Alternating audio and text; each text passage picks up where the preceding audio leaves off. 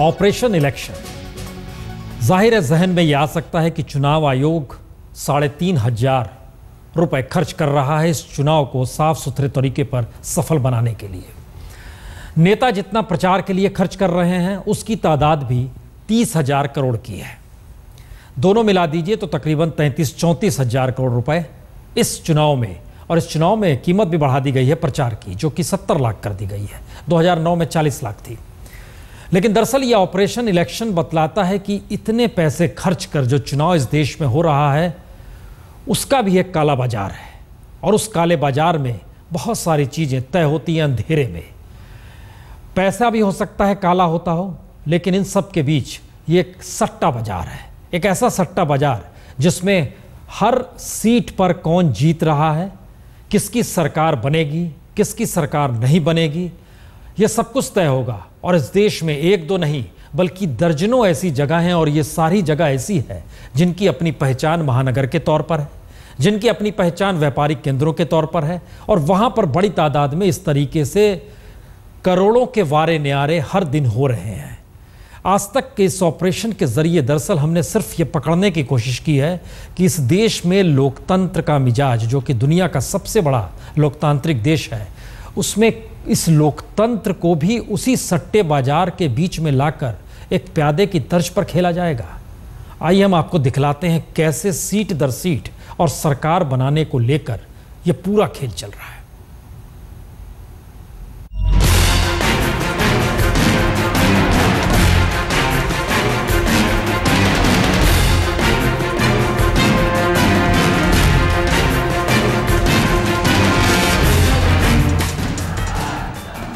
कांग्रेस का रहा है 67, 69 और बीजेपी का रहा है 247, 249। देश में चुनाव की बयार है तो हर किसी को राजनीति का बुखार चढ़ा है। भला इस बुखार से सट्टा बाजार कैसे बच सकता है? भाव पर भाव लग रहे हैं। अब तुम बोलोगे बड़ौदा का 2 मोदी का रेट, समझो हम बोले तुम कितने पैसे दे दो, उसके तुम्हारे 100 का नोट 1 लाख दूंगा मैं। कोई प्रॉपर्टी डीलर है, कोई छोटा मोटा बिल्डर, कोई ट्रांसपोर्टर, तो कोई मंडी का आड़ती।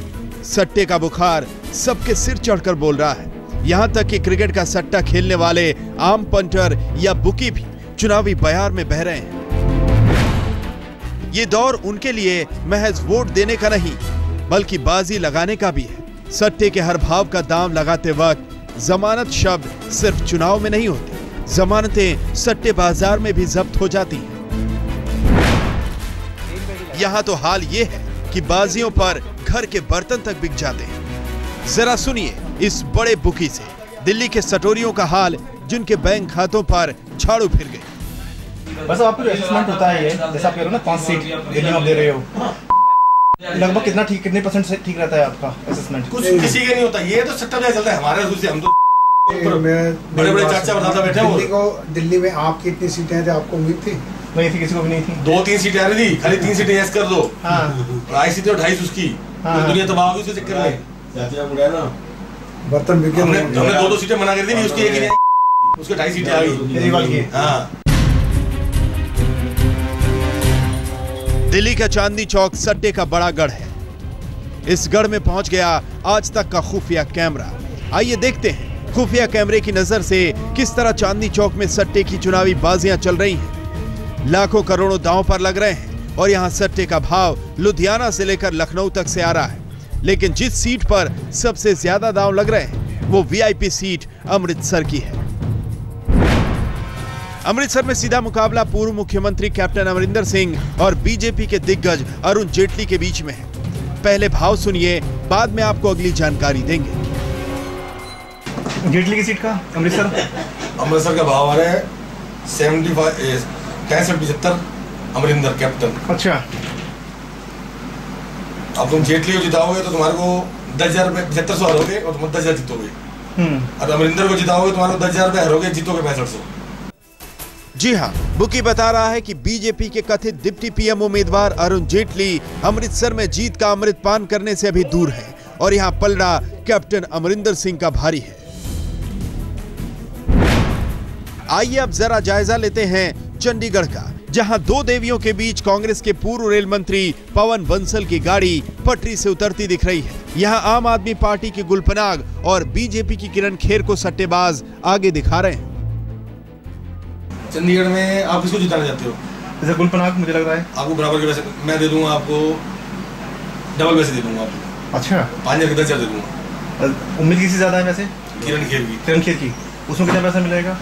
उसके मिलेंगे तुम्हारे को 3000 मिलेंगे। 10,000 लगाओ तो 3000 मिलेंगे खाली। यदि मुझे 1 लाख रुपए लगाऊंगा तो 30,000 रुपए मिल जाएंगे। 30,000। किरण खेर और पवन बंसल में लगाओगे तुम्हारे को फिर मिल जाएंगे 12,500, 5,000 के 2.5 गुना मिल जाएंगे। कोई सीट पर दाम लगा रहा है तो कोई स्टेट पर। जी हां, उत्तर प्रदेश में सट्टा सीट से ज्यादा स्टेट्स पर खेला जा रहा है। सटोरियों की नजर इस बात पर है कि यूपी में सबसे ज्यादा सीट्स किस पार्टी को मिलेंगी। सर मुझे जानकारी है, यूपी का वैसे आ रहा है। मुझे जो थोड़ी बहुत जानकारी है, हल्की फुल्की जानकारी है, वो बनारस सीट के बारे में ठीक ठाक जानकारी है। यहाँ आपको बनारस का भाव तो कल एक सीट का भाव तो कल मिलेगा। वैसे यूपी का चाहिए तो पूरा प्रॉपर मिल जाएगा आपको। 51, 53 सीट दिखा रहे हैं बीजेपी की, 12-13 दिखा रहे हैं मायावती की, ठीक है, और 9-10 मुलायम की है, 4-5 कांग्रेस की है। ऐसे है। उत्तर प्रदेश के बाद जरा दिल्ली का भाव भी सुन लीजिए। यहाँ पर दिल्ली की 7 सीटों पर कौन आगे और पीछे है, ये भी जान लीजिए। दिल्ली में से क्या है सट्टा मार्केट में है क्या? कितनी सीट आ रही बीजेपी की? 5 सीटें आ रही बीजेपी। 5 सीट। अब मैं इस 5 सीट पे लगाता हूँ तो मुझे कम से कम पैसे मिलेंगे। 5 सीट में तुम्हारे को मिलेंगे 1,10,000 रुपए। 10,000 रुपए। देश भर में सट्टेबाज किस पार्टी को कितनी सीटें दे रहे हैं, इसका सवाल भी हमने बुकी से पूछा। जवाब खुद बुकी से सुनिए। कांग्रेस का रहा है 67-69, 67-69, और बीजेपी का रहा है 247-249। चुनाव को लेकर सट्टे का खेल सिर्फ चांदनी चौक में ही नहीं चल रहा। देश के अलग अलग शहरों में सट्टेबाजों का जाल फैला हुआ है और सब अपने अपने हिसाब से भाव लगा रहे हैं और दांव खेल रहे हैं। उमेश कुमार के साथ अक्षय सिंह, दिल्ली आज तक। दरअसल इस ऑपरेशन इलेक्शन की पहली रिपोर्ट में केंद्र, ध्यान दीजिए, दिल्ली ही है। इसके बाद सवाल इंदौर का आएगा, मुंबई का आएगा, तमाम जगहों का आएगा। हम इसको लगातार आपको दिखाएंगे, चूंकि ये बड़ी लंबी रिपोर्ट है। हमारे साथ पूर्व डीजीपी यूपी के विक्रम सिंह जी भी जुड़ चुके हैं और पूर्व ज्वाइंट कमिश्नर मुंबई के वाईसी पवार साहब भी जुड़ चुके हैं। लेकिन उनके पास जाएं, दीपक हमारे साथ हैं। दीपक, ये जो पूरा सट्टे का खेल है, इसमें क्या पैसे की लेन देन शुरू हो गई है? क्या तरीका क्या हो रहा है यहाँ पर? देखिए, जो पैसों का जो हस्तांतरण है, अभी तो बेट लग रही हैं। अभी इस वक्त पैसा लगाया जा रहा है, दांव लग रहा है। 16 मई को जब नतीजा आ जाएगा उसके बाद ही पैसों का हस्तांतरण होगा। लेकिन जो अनुमान है, आप सोच सकते हैं कि जितना पैसा इलेक्शन कमीशन ने खर्च नहीं किया होगा चुनाव के बंदोबस्त में, उससे कहीं 10-20 गुना ज़्यादा सट्टे पे लगा हुआ है। ये दुर्भाग्य इस देश का। विक्रम सिंह जी, खासतौर से हापुड़ और मेरठ के इलाके में जो हमारी टीम गई, उसने देखा समझा वहाँ पर जो सट्टा लग रहा है, इसको कोई जेन्युइन चीज़ तो नहीं मानी जा सकती है। लेकिन सवाल ये है कि ये रुचि है और ये गैर कानूनी है। ये दोनों परिस्थितियों के बीच में कुछ होना चाहिए या नहीं होना चाहिए? क्या लगता है? ये हर चीज़ पे अब इस देश में सट्टा हो रहा है, देश के लोकतंत्र पर भी।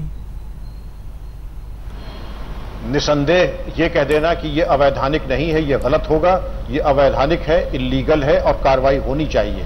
इसके पहले क्रिकेट मैचेस पे भी जो सट्टा और बेटिंग होती थी, उसके ऊपर भी देखिए कितनी प्रभावी कार्रवाई हुई। इसके दुष्परिणाम अगर आप देखें पुण्य प्रसून जी, सबसे पहले सोशल नेटवर्किंग साइट्स की तरह ये एक जनमानस में एक इंप्रेशन बनाती है, ये एक अवधारणा बनाती है और ये एक हवा और एक ये अफवाह पैदा करती है। इसके साथ जो ब्लैक मनी है और इसके अलावा जो सामाजिक दुष्परिणाम है, जैसे कि आपने स्वयं कहा कि घर के जेवरात, बर्तन, खेती की जमीन और आभूषण बेच करके इसमें दांव पे लगाया जाता है और एक अफवाह फैलाई जाती है। और इसके पीछे कौन लोग हैं? संगठित आपराधिक गिरोह। दीपक जी आपके पास हैं। दीपक जी को मैं जानता हूं, बड़े ही कुशाग्र और अनुभवी इन्वेस्टिगेटिव जर्नलिस्ट हैं। अगर आप इनसे पूछे कि पर्दे के पीछे कौन लोग इस साम्राज्य का संचालन कर रहे हैं, तो आप स्वयं इस निष्कर्ष पे पहुंचेंगे कि संगठित और शातिर आपराधिक गिरोह, जिनके तार न केवल पूरे भारत में आपस में एक संगठित रूप से एक समन्वय के साथ कार्य कर रहे हैं, बल्कि बाहर से भी इनके तार जुड़े होंगे, ऐसा मेरा अनुमान। विक्रम जी, अगर आप इसकी गहराई में जाएं। जी नहीं, हमें लग रहा है, देखिए एक चीज बताइए, हमें एक मिनट दीपक, उन्होंने एक बड़ी बात कही। आपको पता है कौन है पीछे इसके? उनका कहना है बड़े कुशाग्र पत्रकार हैं और आपको पता होना चाहिए। नहीं, उनका इशारा वही है कि लाइन सीमा पार कहीं बाहर जा रही है। क्या ये सीमा पार आप ले जा रहे हैं आप भी? क्या इस देश के भीतर नहीं है तार? क्या इसके भीतर भी है बाहर भी? कौन है विक्रम सिंह जी? हमें लगता है आप जिस इशारे को कर रहे हो, और हमारे रिपोर्टर अगर हमारे साथ बैठे हुए हैं तो बताइए कौन है ये लोग? क्या पॉलिटिक्स से जुड़े हुए लोग हैं? नहीं, अगर मुझे मालूम होता तो मैं अवश्य स्पष्ट कर देता।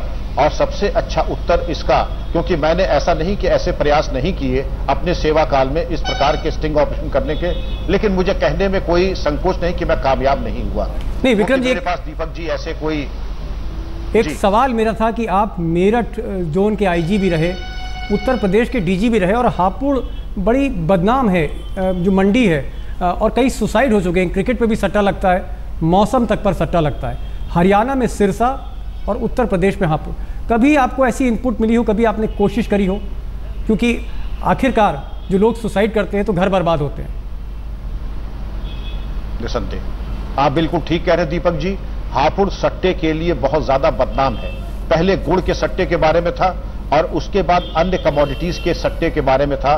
और यहां पर जो फैमिली की ट्रेजेडीज हैं जिसके ऊपर आपने अभी संकेत किया, ये एक यथार्थ है, ये एक कटु सत्य है। इसके पीछे जो ब्लैक मनी, मनी लॉन्ड्रिंग और जो हवाला ऑपरेटर्स हैं, इनका एक संगठित गिरोह है। इस प्रकार के कुचक्र में अगर आप कहीं देखें प्याज की परत दर परत, अगर आप एक परत उभेड़ते हैं तो आप देखते हैं हवाला ऑपरेटर्स। उसके बाद जब दूसरी परत आप उतारते हैं तो आप देखते होंगे कि ब्लैक मनी और इसके कारोबार को करने वाले।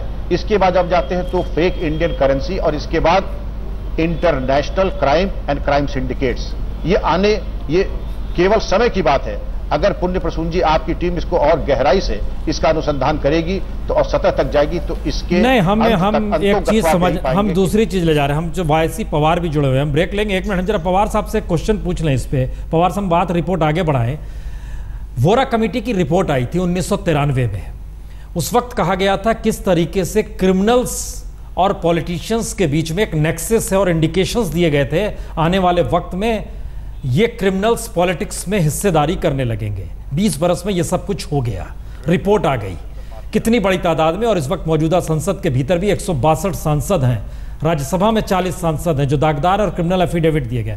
हमारा सवाल सिर्फ इतना है, जिसका जिक्र कर गए विक्रम सिंह जी, चाहे वो हवाला रैकेट हो, ब्लैक मनी हो, फेक करेंसी हो, इंटरनेशनल क्राइम हो, क्या इस देश के भीतर का पॉलिटिशियन इसमें इन्वॉल्व नहीं होता है?